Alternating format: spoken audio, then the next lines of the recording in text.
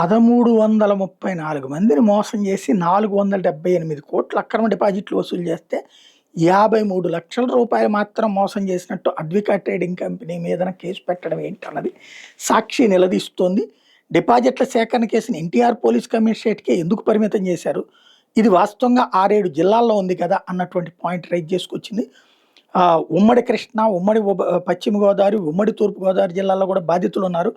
FIR మాత్రం ఒక్క చోటనే ఎందుకు పెట్టారు, విజయవాడ పోలీసుల దగ్గరికి అందరూ వచ్చి తాము మోసపోయినట్టు గోడు వెళ్ళబోసుకుంటున్నారు కదా.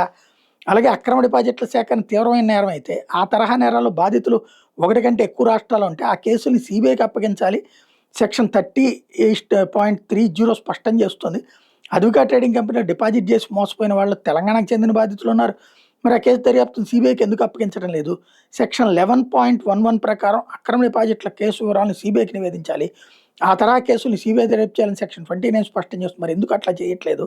కనీసం ఈడీ విచారణకు కూడా ఎందుకు అడగట్లేదు? దీని వెనకాల ఏదో సెటిల్మెంట్ జరుగుతోందన్నది సాక్షి అనుమానం వ్యక్తం చేస్తుంది.